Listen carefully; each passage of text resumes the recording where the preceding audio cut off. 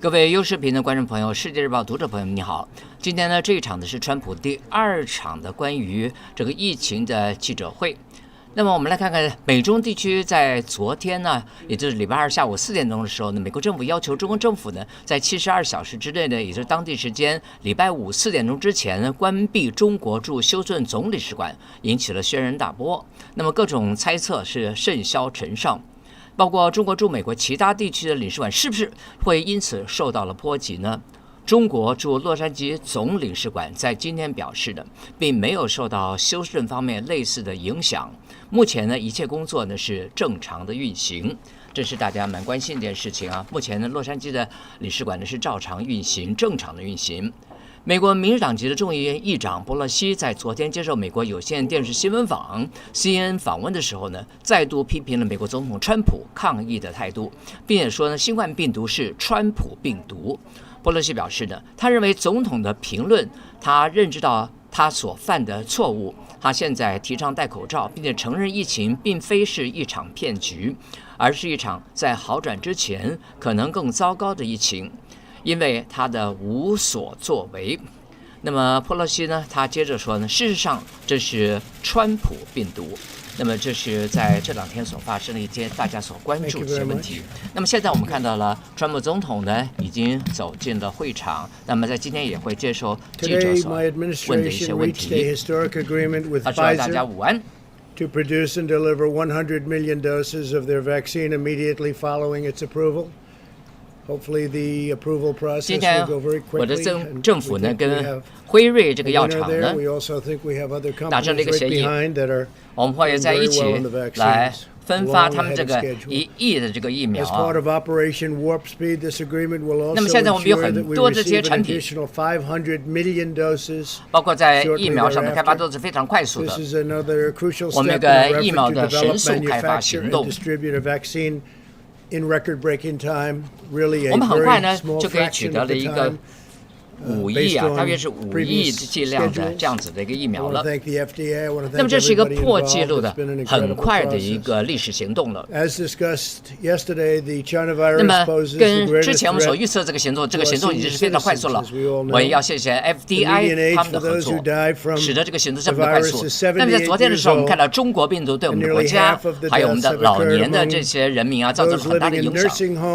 很多的人呢，因为这样子而死亡了，而且大部分呢，平均年龄他们是78岁，而且很多都是在疗养院里头，在这个长期照顾的老人们受了这样子的波及啊。那么大概来说呢，大部分的这样子的死亡人数呢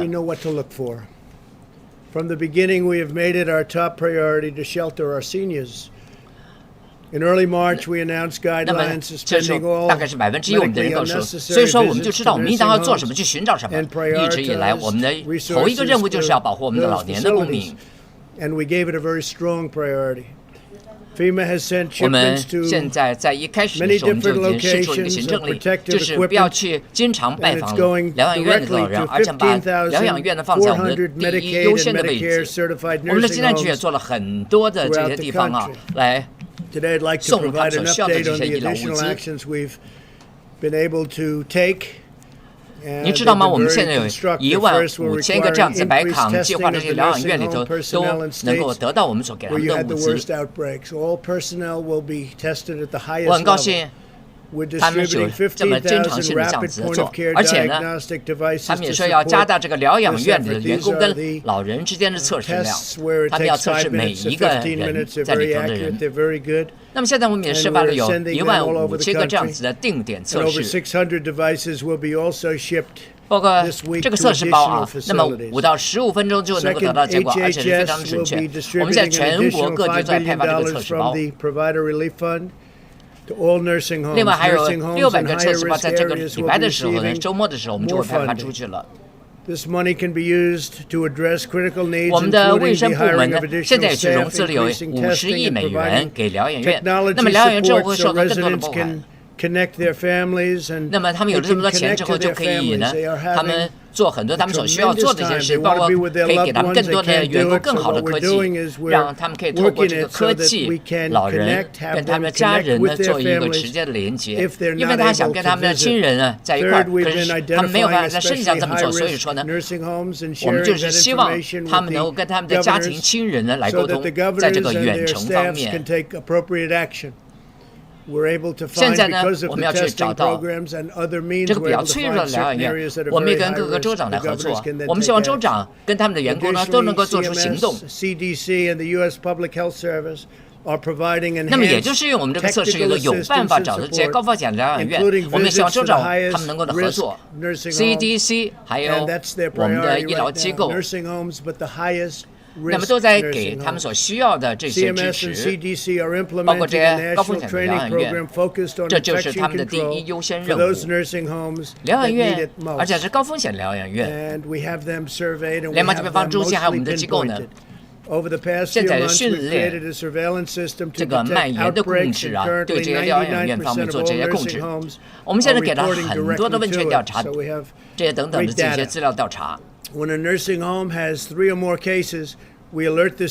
在之前的时候，我们想控制这个蔓延，而现在我们有99%的疗养院都直接跟我们汇报他们的情况，所以说呢，我们有这个数据在我们的手里头。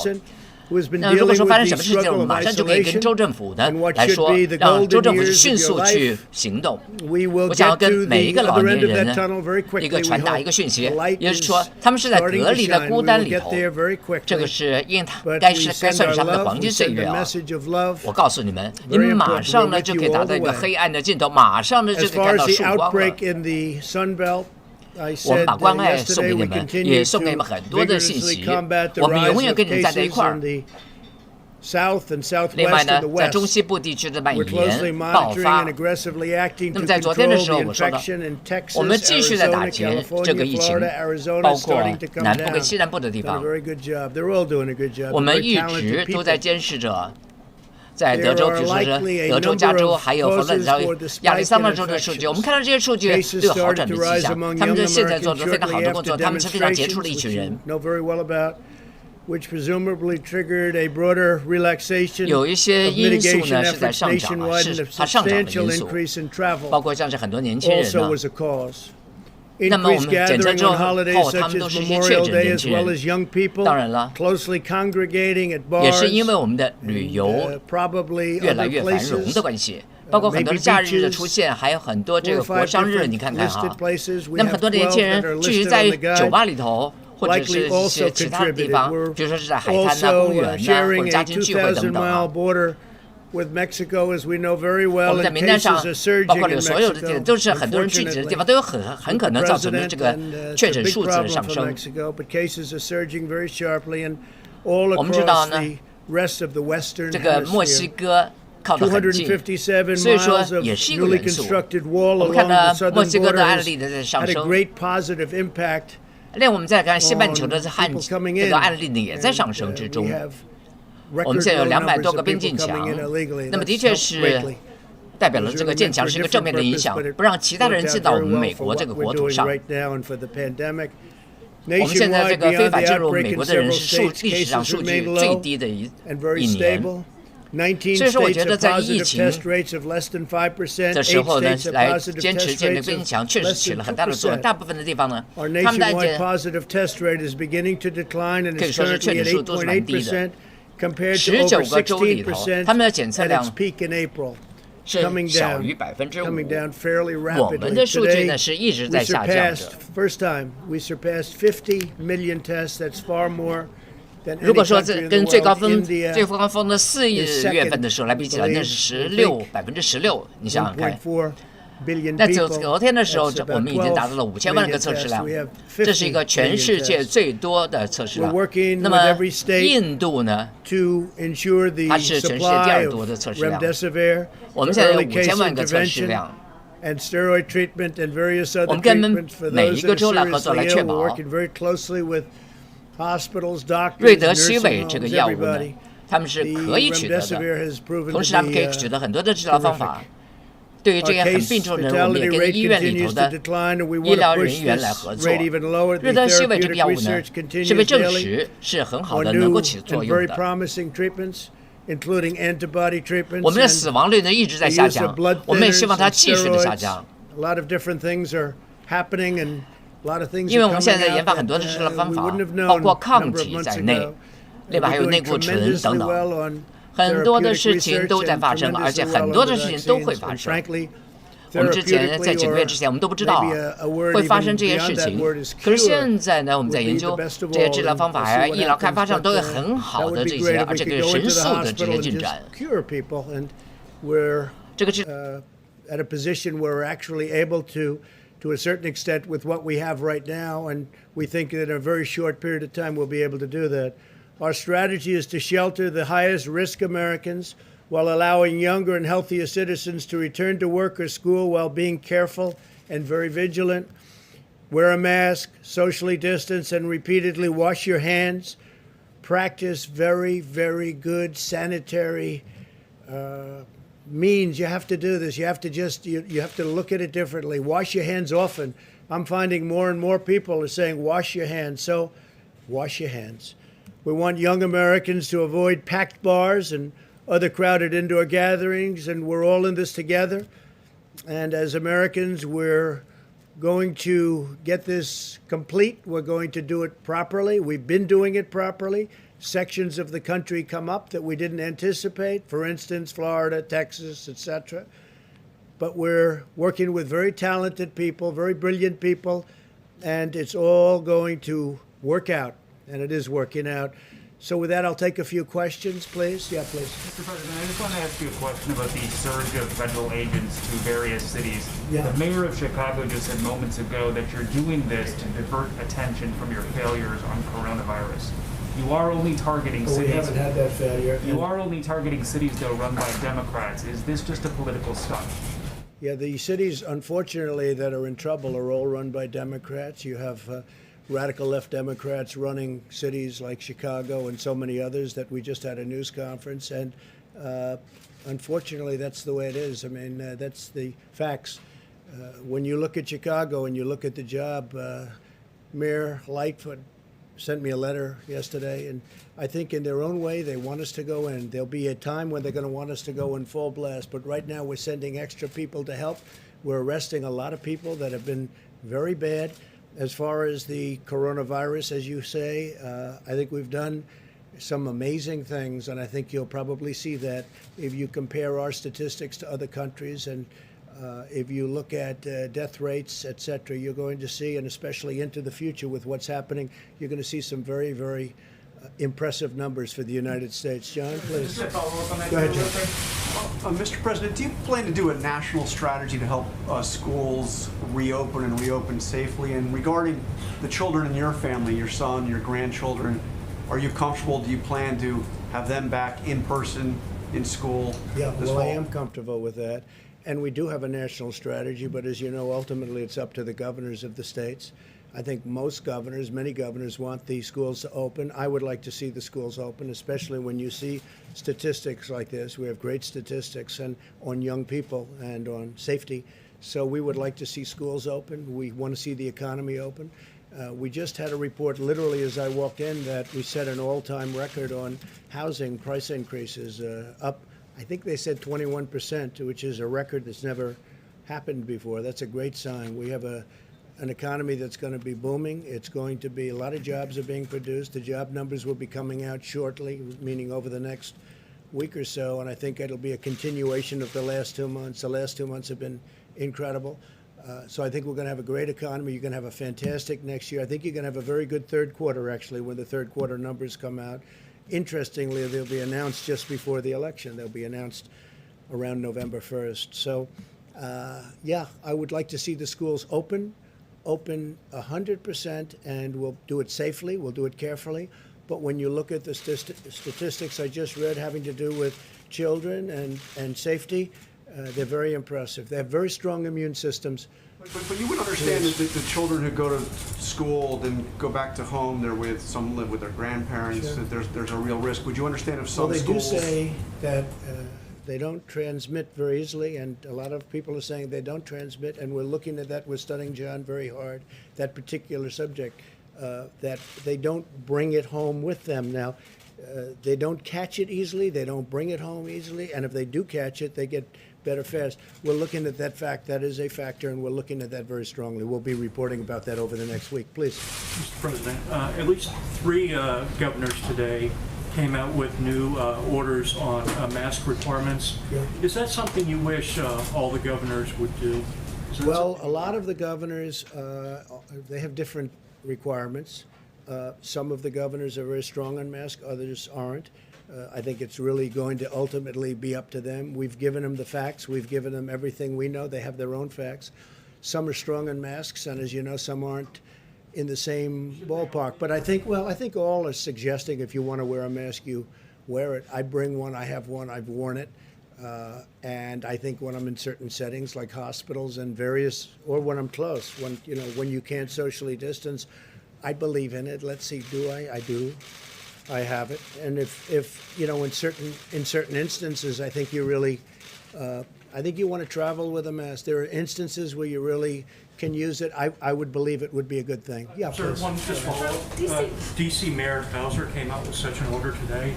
It, of course, doesn't apply to federal properties, but would you encourage federal properties, and including the White House complex, to follow the order? We're gonna make a decision over the next 24 hours. We'll let you know what that decision is. Okay? Thank you. Thank you. Please. President Trump, do you agree with Senate Republicans discussing the possibility of extending short-term unemployment insurance today so that they prevent benefits from expiring? Well, I think a lot of politicians are discussing that, Republicans, Democrats, and right now a lot of my representatives are on the Hill. They're discussing CARES Act or Phase 4, whatever you want to call it. And I think ultimately something good will come out of it. The economy is starting to really come back strongly when you look at the numbers, even with the fact that, like, California is still closed up in many big states. I think the numbers are even more impressive considering that some states, like California, big ones, are pretty well shut down. So we expect to have something over a period of time, over the appropriate period of time. Thank you, sir. Thank you very much. These 2 questions are with Andrew Feinberg and J.C. Buell. One is, today you said you're sending federal law enforcement officers to run cities run by extreme politicians, that's the word you used, who happen to be all Democrats, who have supported Black Lives Matter protests. Millions of Americans I didn't say who voted. supported. No, I said Democrat politicians. And these are the cities where you have the problem. If you look at Chicago, if you look at Detroit, look around any of these cities where we have the problems. And we're sending them help, but we're really waiting for them to call for the big help, for the big numbers, for the large numbers of people that we have ready, willing, and able. You look at Chicago, where 14 people were shot yesterday, where over the weekend many people died and many people were shot, and over the last month they're setting record numbers. We are waiting for the mayor, respectfully, and other mayors and governors to call us. We are ready, willing, and able to go in there with great force. Now, we also have people that are going in and arresting drug dealers, arresting some of the shooters that are doing the shooting. We know who they are.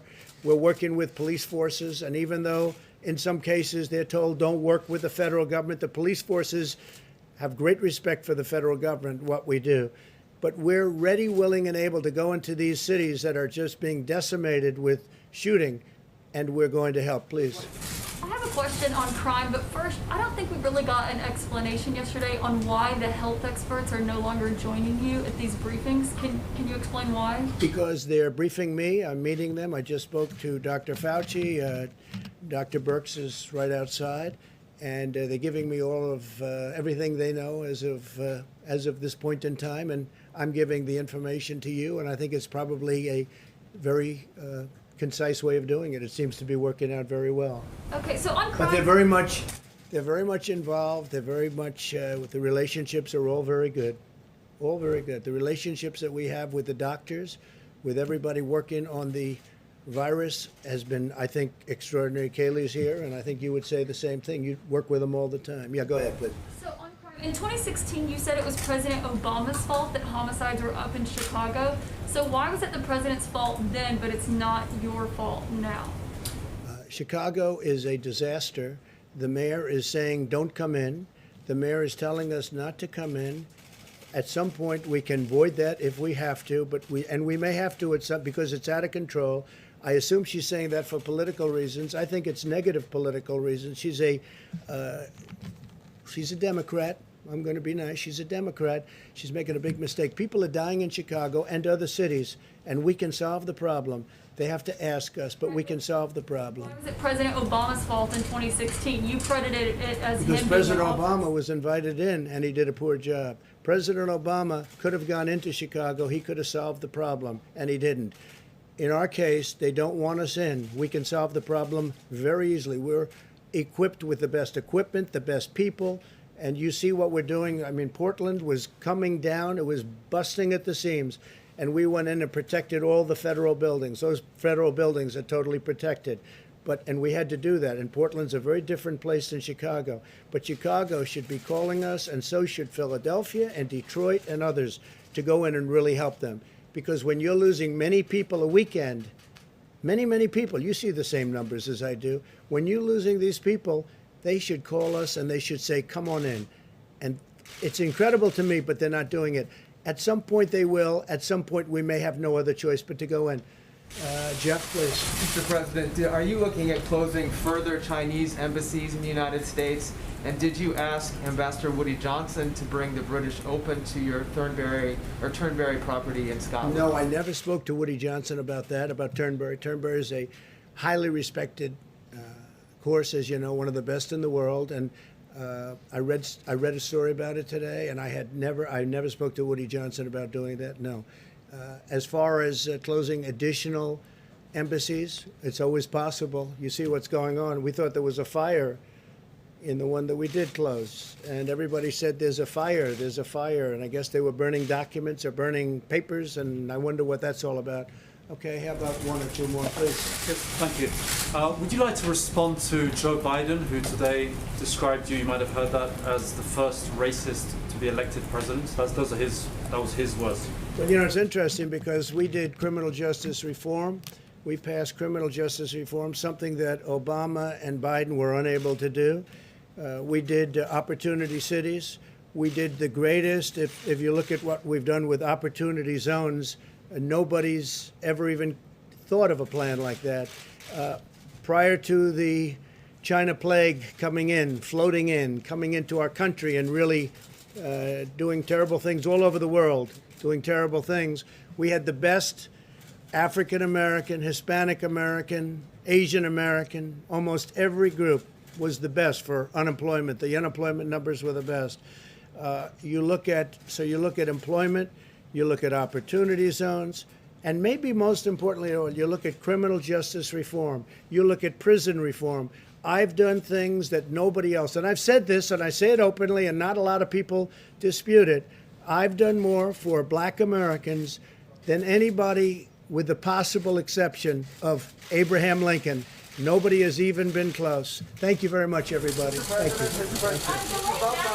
On delaying Maxwell, Mr. President, do you want to clarify what you said?